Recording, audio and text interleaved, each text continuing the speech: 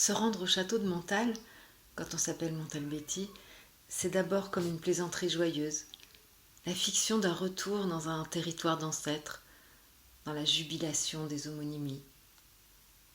Montal, c'est tout moi. Montal, une abréviation. Montal dans la cour de récréation déjà, au collège. Salut, Montal. Une fois même, Betty Montal. Et donc, ce château de famille pour de rire, allons-y. Tentons l'aventure, partons le voir dans son écrin de verdure, comme on dit. À peine je descends de voiture, la bande son des oiseaux et quelques chiens au loin, dont les aboiements confirment la profondeur des paysages. Allons renouer avec les spectres de vieux parents qui ont respiré au XVIe siècle et fait bâtir cette demeure de pierre ocre, ferrugineuse, avec ses toits de lauze, ses tours aux angles et ses machicoulis de carnaval. La femme d'Amaury de Montal, déjà veuve, en avait passé commande, vous me construirez ces 4 L, 2 finalement, manquent encore. Jeanne de Balzac, enchantée. Me racontez ça, cette petite fiction. Arpenter les salles en me jouant cette histoire, et me voici, hôtesse des lieux, déguisée en pensée, avec ce hennin en carton et voile synthétique que j'avais enfant, et dont, en imagination, je rajuste l'élastique sous mon menton, à marcher sur les dalles des communs, puis à monter l'escalier de pierre large, intégré, vers l'étage de vie. Je débouche dans la salle de réception, entrez donc, et je vous fais visiter. Voici le dressoir, avec sa vaisselle d'apparat en étain. Regardez-moi cette cheminée, sur laquelle un cerf veille, qui en sait long sur tout ce qui s'est dit ici, tous les propos gravés dans la suie et essuyés par des mains tardives et maladroites qui ont empêché pour toujours qu'on les entende. Et puisqu'il paraît, une expérience du XIXe siècle, que les paroles se conservent dans la suie. Tout autour, les appartements. Voici la chambre de parement, puis la chambre de retrait et la garde-robe. Hâtez-vous, la nuit est proche, de regarder par la fenêtre ces terres qui elles-mêmes ne cessent de raconter des histoires d'origine.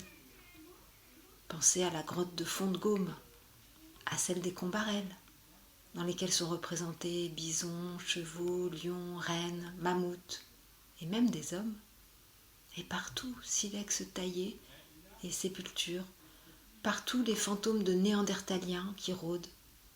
Un rêve d'ancêtre hante décidément ces collines. Et puis ce jardin vert, ces ifs sculptés, vous les appellerez taupières, ce buis en broderie, et ces bustes, particulièrement ces bustes, puisqu'on en est aux histoires de famille, et que c'était ça que la veuve de Montal avait souhaité, que ces 2 façades sur cour soient comme un récit familial, non pas récit de hauts faits, mais récit intime, où cohabitent les vivants et les morts, les parents, le cousin, le fils cadet, mais aussi le mari et le fils aîné, Robert de Montal, tué, je l'apprends, dans une campagne militaire milanaise. Comment ça, milanaise? Ma famille, la vraie, vient de la région de Milan. Et la coïncidence me trouble. Je ne suis pas au bout de ma surprise, car d'Italie, il paraît que la famille de Montal est originaire, et tenez-vous bien, de la région de Milan, me dit-on justement. Dans cette salle, avec la sensation sans âge de la nuit qui tombe, dans cet effacement progressif du paysage derrière les vitres, dans cette petite mort des choses, leur englument, et le relais des lampes, ou celui autrefois des flambeaux, des flambées, des flammes dans les cheminées aujourd'hui vides. Je me souviens de Mario Montalbetti, ce poète péruvien rencontré par jeu à Bruxelles, et le sentiment, aussitôt que nous nous sommes assis face à face, que nous étions sérieusement membres d'une même famille, comme de la même chair, un sentiment irrationnel, mais vite confirmé.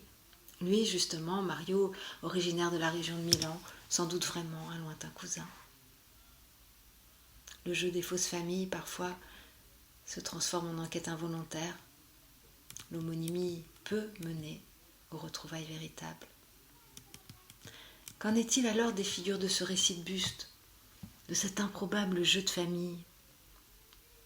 Quand je sors dans la nuit et que je relève la tête vers la façade noire du château soigneusement fermée, une lumière m'alerte dans la chambre haute, comme si, oui, un fantôme veillait. Un mystère, cette lucarne jaune dans la nuit noire. Un membre de la famille, imaginons, enfermé là depuis des siècles, prisonnier de ces murs larges et du temps. Rongé de souvenirs, impuissant mais tenace. Une fille claustrée? Est-ce Nine, Françoise ou Jeanne? Ou bien le fils cadet, solitaire, dans sa tour? Ou encore l'aîné, celui qu'on disait mort, celui dont son jeune frère avait pris la place et qui ressuscitait de sa bataille, ou survivant, longtemps convalescent, puis prenant la route du retour et marchant des mois, peut-être des années jusqu'à Montal, voyant comment on l'avait remplacé, parce que ce que raconte ce château, est-ce que ce n'est pas aussi l'histoire éternelle des deux frères, le prodigue et celui qui reste, se serait réfugié dans cette chambre où personne ne montait plus, et depuis, la entrait, toujours là, quant à lui, pendant que les autres avaient achevé de pourrir dans leur tombeau. Quel fantôme, en tout cas, allumant sa fenêtre pour me signifier que, oui, je suis peut-être de la famille, sinon une descendante exacte, du moins une cousine lointaine, partageant avec lui je ne sais quel ancêtre d'un village milanais perdu dans des floches de brume, de celles qu'à Montal on appelle des dames blanches.